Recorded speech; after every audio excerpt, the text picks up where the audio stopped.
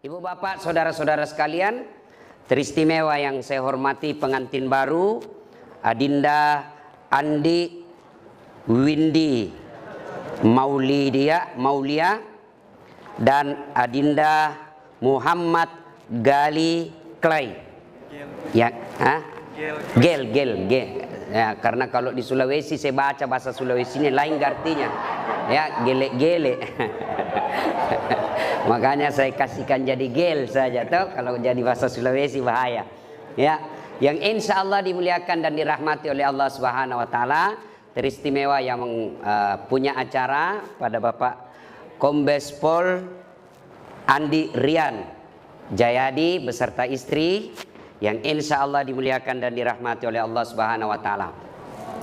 Anda pengantin, pertama kita harus tahu dulu apa hukumnya nikah.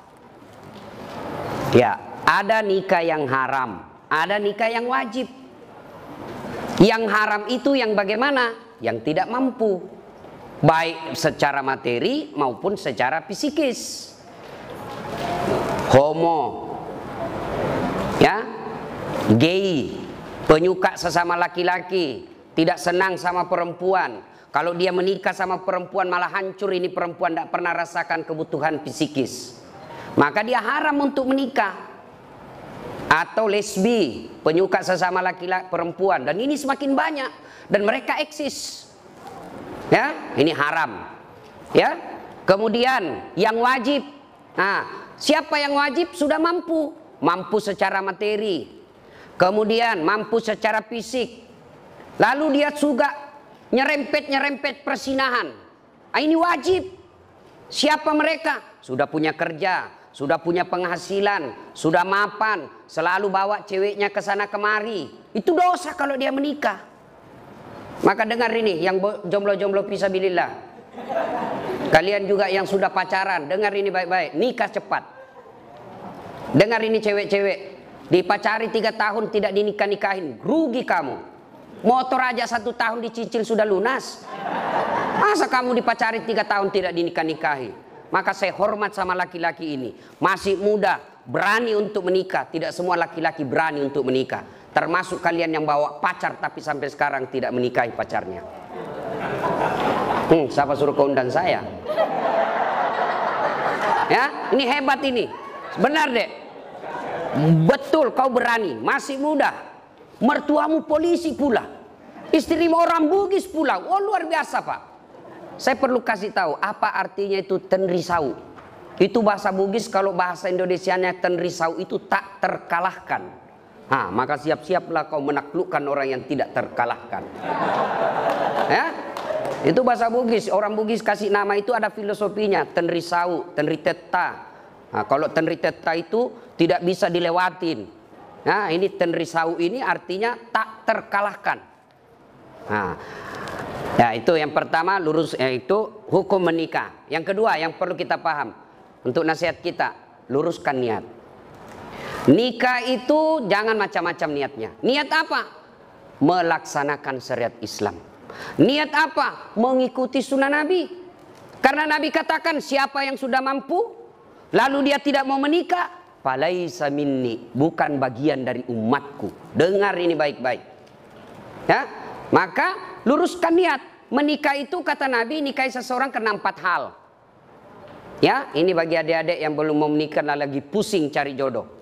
Kata Nabi, nikahi seseorang karena 1, kalau kau laki-laki, nikahilah dia karena kecantikannya. Perlu cantik. Kenapa? Dia 24 jam di depanmu. Kau pulang kerja, ya ada lagi dia. Kau mau tidur, dia lagi di depanmu. Kau mau makan, oh ya ada lagi dia. Kalau dia jelek, cepat bosan. Akhirnya ganti casing. Tapi cantik ini penting, tapi tidak boleh prioritas. Kenapa? Cantik ada batasnya. Apalagi zaman sekarang, cantik betul di medsos, ternyata kamera 360. Cantik itu penting, tapi tidak boleh prioritas. Kenapa? Sweet sepenting, 20 tahun cantik, tapi 70 tahun tidak cantik lagi. Maka kalau motif utamamu cantik, maka akan pudar cintamu. Alhamdulillah istrimu cantik bos. Alhamdulillah. Ya, 2. Kata Nabi, nikahilah dia karena kekayaannya. Islam tidak dilarang mencari orang kaya, tapi yang dilarang materialistik. Apa itu materialistik? Menghalalkan segala cara untuk mendapatkannya. Beda agama, karena banyak uangnya dia pilih, itu namanya materialistik. Tapi cari orang kaya tidak dilarang. Tapi jangan sampai kau tidak menikah karena kau takut miskin. Tidak ada orang setelah menikah semakin miskin. Kenapa? Logika Qur'annya, satu manusia ada rezekinya. Satu manusia ada rezekinya. 1 tambah 1 pasti 2. Maka nikahlah. Jangan kau pernah menolak pernikahan karena kau tidak merasa tidak mampu. Saya miskin. Maka kau akan miskin selama-lamanya. Karena Allah jelaskan, ana inda sanni abdi bi. Saya tergantung sangkanya hambaku. Kalau saya sangka, kalau dia sangka telah makin kaya setelah menikah, saya kasih kaya kau.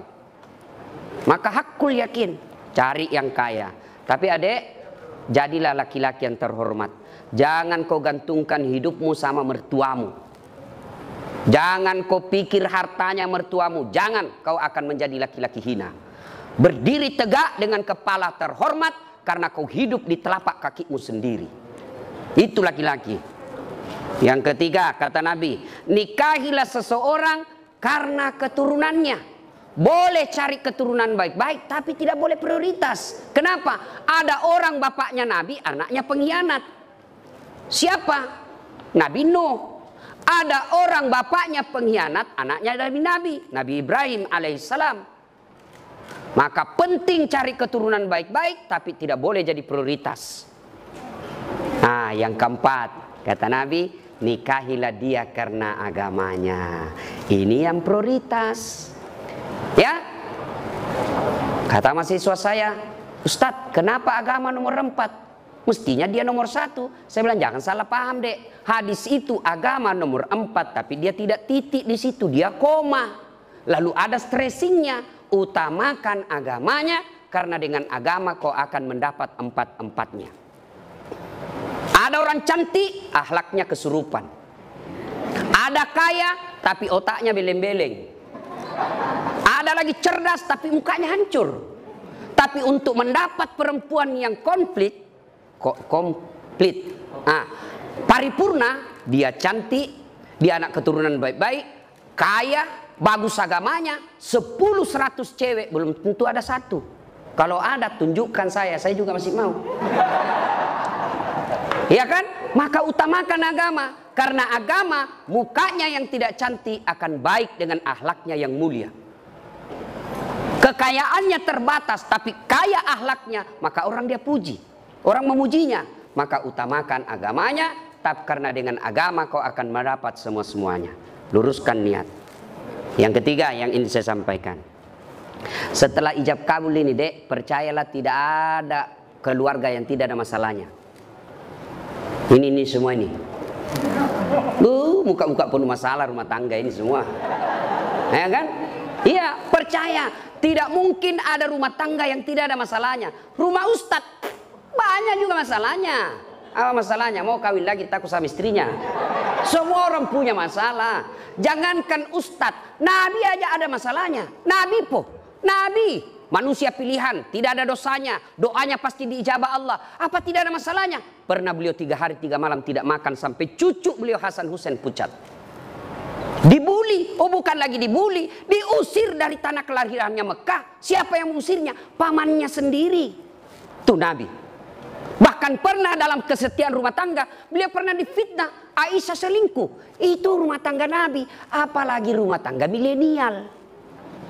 Pasti banyak masalah. Saya kasih kau contoh.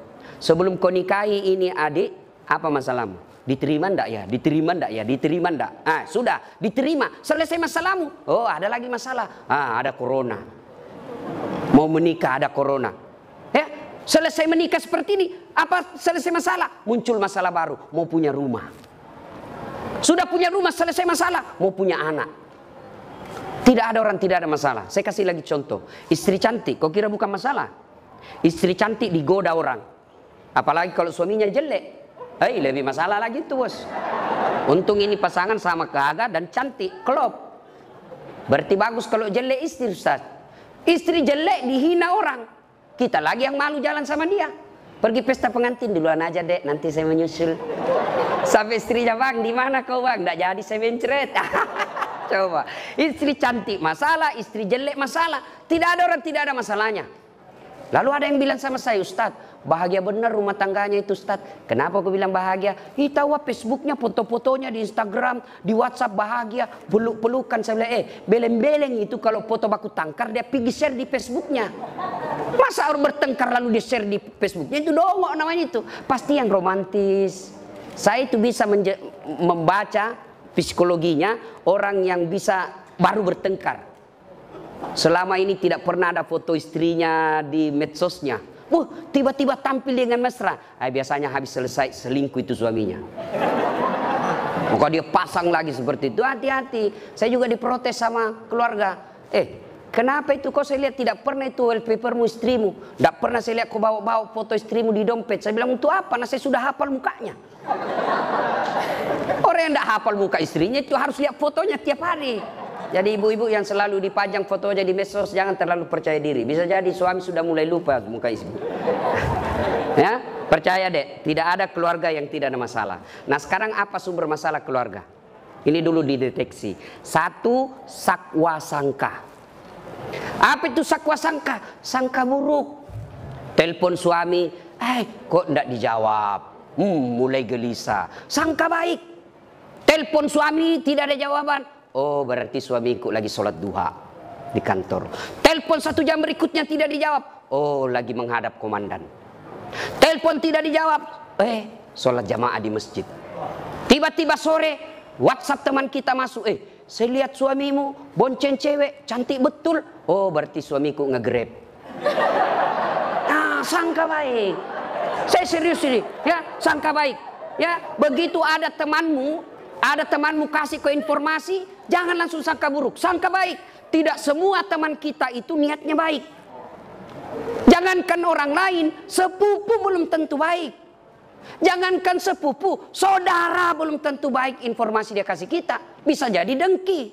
Siapa contohnya? Yusuf alaihissalam. Siapa yang dorong Nabi Yusuf masuk sumur? Saudaranya. Masa si Ustadz? Itu kan paman saya, saudara bapak saya. Siapa Abu Lahab?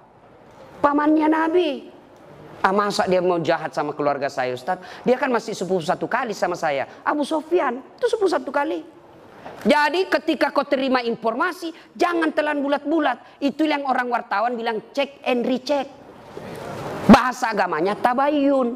Karena belum tentu informasi yang kita terima benar. Betul dia bonceng cewek, ternyata yang dibonceng itu adalah orang yang mogok motornya dan dia perlu pertolongan baik-baik. Maka dia akhlak baik itu suami. Ketika kita sangka buruk, tidak pernah tenang. 3 tahun berkeluarga, tidak punya anak. Akhirnya di tahun keempat dia pergi periksa ke dokter, ahli kandungan. Tes. Ternyata kata Pak Dokter, Ibu dokter, Bu, Ibu sudah terlambat 2 bulan. Senang sekali ini Ibu. Dia telepon suaminya, Pak, di tahun keempat ini alhamdulillah saya sudah terlambat 2 bulan. Kata suaminya, alhamdulillah. Dia sujud syukur. Tapi Ibu tolong ya, ini rahasia berdua. Jangan kau cerita-cerita. Baik Pak, ini rahasia berdua. Beberapa hari kemudian datang petugas PLN. Assalamualaikum. Waalaikumsalam. Siapa ya Pak? PLN. Kenapa Pak? Ibu terlambat 2 bulan. Kenapa bisa dia tahu ini? Pasti suamiku lagi yang cerita. Mulai buruk sangka. Datang suaminya cari nafkah. Capek, kepanasan, kena macet. Setengah mati pakai masker. Sana terancam corona di luar. Lalu baru datang. Assalamualaikum. Apa assalamualaikum? Assalamualaikum. Pembohong memang kamu. Apalagi pembohong. Kenapa itu PLN dia tahu saya terlambat 2 bulan? Pasti kau yang cerita. Bukan demi Allah. Siapa yang tahu? Saya tidak tahu. Kenapa PLN tahu saya terlambat 2 bulan? Dia datanglah ke PLN ini. Suaminya juga marah-marah. Ada apa kau tahu istriku terlambat 2 bulan? Ini Pak, ada catatannya. Untuk apa kau catat-catat? Hapus itu. Boleh dihapus Pak, tapi Bapak bayar dulu. Kalau saya tidak mau bayar, ya terpaksa punyanya Bapak diputus. Kalau punyaku diputus, apa dia pakai istri saya di rumah? Ya terpaksa pakai lilin. Ini akibat sangka buruk. Ya, maka sangka baik. Semakin berkeliaran sangka buruk dalam rumah tangga dan hatimu, hakul yakin kau tidak akan pernah abadi berumah tangga. Ya, 2 penyebab masalah dalam rumah tangga, bohong. Berapa banyak rumah tangga berantakan gara-gara bohong. Bohong sekali akhirnya apa? Menutupi kebenaran 99. Maka jangan pernah bohong. Lebih baik jujur. Saya kalau ditanya sama istriku, kenapa kau bohong? Saya sayang kau jadi saya bohong. Saya tidak mau lukai perasaan. Tapi akhirnya Allah takdirkan kau tahu apa boleh buat. Maafkan saya sayangku. Kau tetap menjadi ratu dalam istana hatiku. Oh senang sudah itu.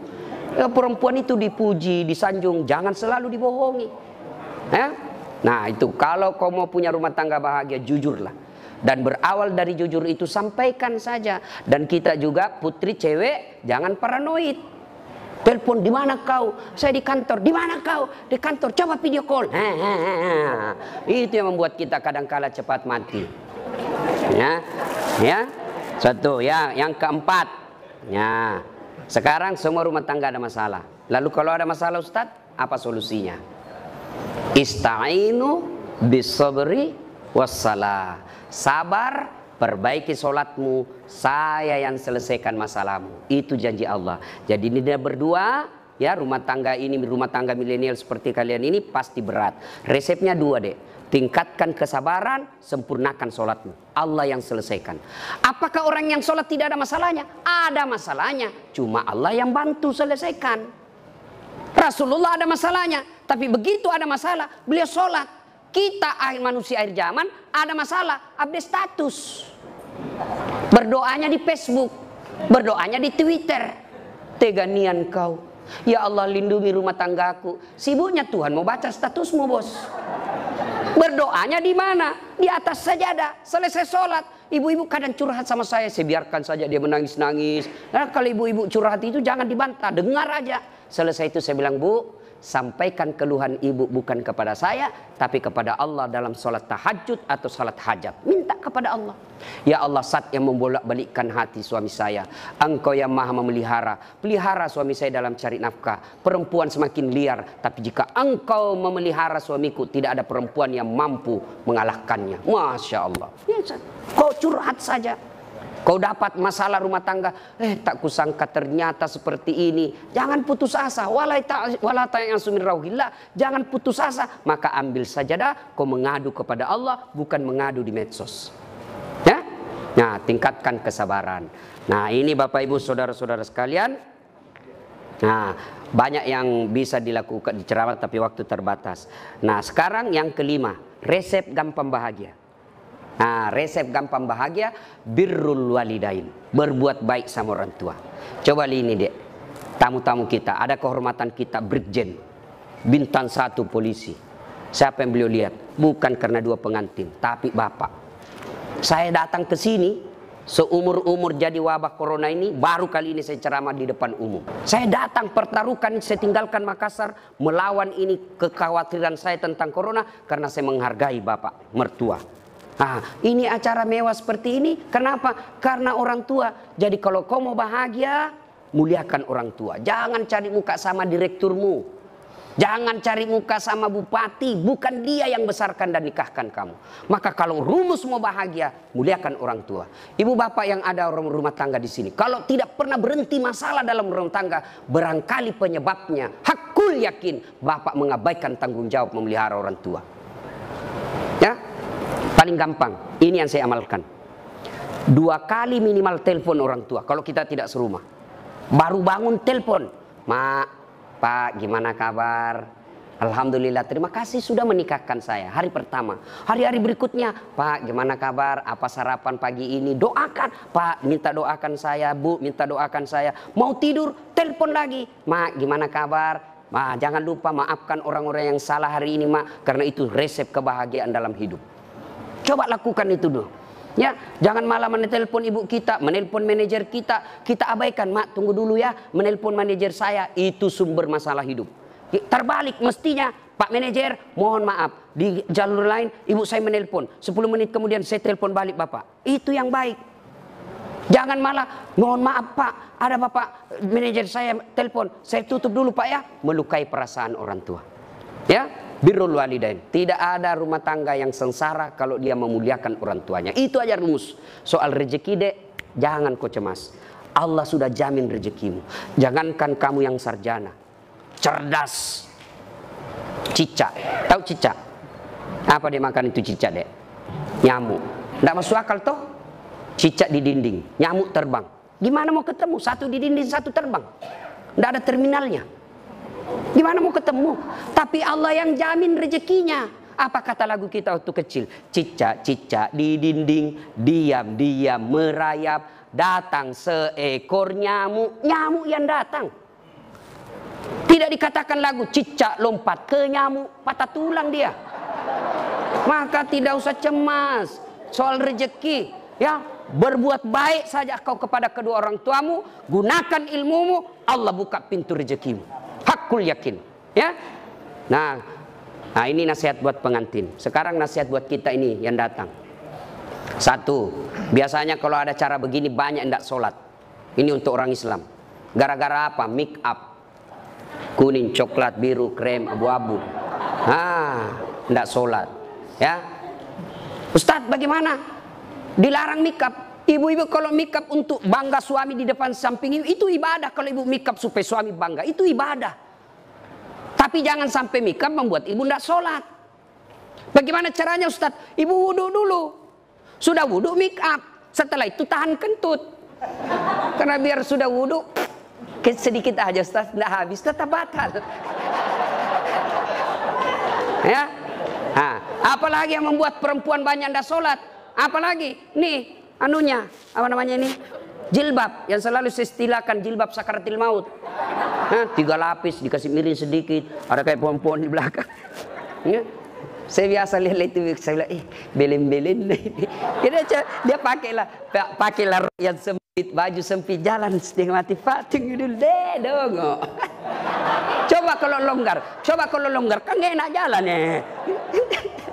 Tiba waktu sholat, hayalah sholat. Kata suaminya, Bu, kau pergi sholat. Saya sudah umrohkan kamu 2 kali.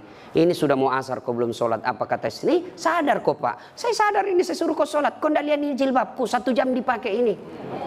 Ya, nah itu ya. Nah, yang berikutnya, yang banyak kita langgar pada saat acara pengantin begini apa? Banyak praktik mubasir. Terutama itu air gelas. Belum habis kita tusuk lagi yang satu. Belum habis kita tusuk lagi. Jangan, itu uangnya orang. Ya, habiskan baru tambah. Makanan, saya orang kampung, saya waspada kalau acara pengantin di kota Pak. Karena belum tentu baik. Enak di mata, belum tentu sesuai di leher. Saya pernah dapat mie, saya kira mie panjang-panjang Pak. Saya ambillah, saya suka mie. Banyak-banyak, ternyata apa? Mangga. Waduh, saya mau sisa. Saya mau sisa. Saya sudah bilang jangan mubasir, habis Pak, menderita saya Pak. Maka belum tentu enak di mata, belum tentu enak di leher. Ambil sedikit saja, ternyata nyaman, baru tambah. Tidak ada yang persilakan tambah Ustadz. Saya pakai teori diri saya. Enak, saya mau tambah, tidak dipersilakan. Saya persuruh diri saya, tambah Ustadz, iya mari-mari. Ya, sudah ya. Ketiga, biasanya kalau acara pengantin begini banyak yang pulang bawa dosa. Kenapa pulang bawa dosa? Datang mencela acaranya orang. Tidak enak makanannya, kayak basi. Padahal membungkus. Selalu saya istilahkan ibu-ibu Columbus. Tahu ibu-ibu Columbus? Kelompok ibu-ibu pembungkus. Ya. Kemudian, ya. Sudah terakhir. Karena waktu terbatas ya. Ada yang saya lupa. Nah ini Dek ya, Gley, besok-besok kamu bertengkar sama istri, jangan gampang bilang talak. Itu tidak boleh dipermainkan itu kata talak. Selama masih kau niat untuk sehidup semati dengan istrimu, marah bagaimanapun, jangan ucapkan talak. Tidak boleh dipermainkan ini. Sama tadi akad nikah. Tidak boleh saya wakili kamu, saya terima nikahnya. Jadi meskipun saya main-main. Tidak boleh dipermainkan kata talak. Jadi besok-besok kamu marah, istrimu marah, bawa saya pulang ke orang tuaku. Baiklah, saya ke rumah mertuaku. Jangan gampang bilang talak. Saya talak kamu, jatuh talak 1. Talak 1 itu artinya masih boleh campur. Sama-sama malam rindu, campur halal. Tapi kau bertengkar, saya talak kamu. Keluar rumah kau banting pintumu, saya talak kamu. Jatuh talak 2. Tidak boleh campur tanpa nikah ulang. Kalau kau campur tidak nikah ulang, maka sama hukumnya kau berzina. Saya talak kamu. Keluar dari rumah dia banting pintu, saya talak kamu. Naik di motor, saya talak betul kamu. jatuh talak 3. Artinya harus cerai dulu, pisah, menunggu masa iddah 3 kali haid, lalu setelah itu menikah istrinya dengan laki-laki lain, lalu dia cerai, nunggu lagi masa iddah, baru boleh nikah kembali. Hati-hati, jadi jangan gampang bilang talak. Bagaimana kalau istri kita bilang talak, sampai tidak apa-apa, biar sampai di atas pantatnya, tidak apa-apa. Biar dari talak dari pagi sampai pagi lagi tidak apa-apa. Kenapa? Hak talak ada sama suami, bukan sama istri. Ya demikian, mudah-mudahan ada manfaat. Ya sebelum kita akhiri, mari kita kirimkan suratul Fatihah kepada Rasulullah Muhammad SAW. Khasiat dan keutamanya kita ikhlaskan kepada keluarga kita, anak kita, adik kita yang menikah hari ini. Mari kita kirimkan suratul Fatihah. Mudah-mudahan suratul Fatihah itu Allah berkahi rumah tangganya, dunia dan akhirat. Dan bukan cuma di dunia bahagia, juga nanti di akhirat dikumpulkan bersama keluarga besar beliau. Ila hadratin Nabi Mustafa Muhammad sallallahu alaihi wasallam. Al-Fatihah. Bismillahirrahmanirrahim. Rahmanirrahim. Maliki yaumiddin. Iyyaka na'budu wa iyyaka nasta'in. Shiratal ladzina an'amta 'alaihim ghairil maghdubi 'alaihim waladdallin. Amin. Terima kasih Ibu Bapak, saudara-saudara sekalian. Demikian, semoga ada manfaat. Kalau masih mau dengar ceramah lengkap soal pernikahan, banyak ceramah saya. Nasihat kewajiban istri kepada suami, atau kewajiban suami kepada istri, kewajiban orang tua kepada anak, kewajiban anak kepada orang tua, ada di YouTube. Silakan buka channel saya, Das At Latif. Jangan lupa like and share. Terima kasih, lebih dan kurangnya mohon dimaafkan. Assalamualaikum warahmatullahi wabarakatuh.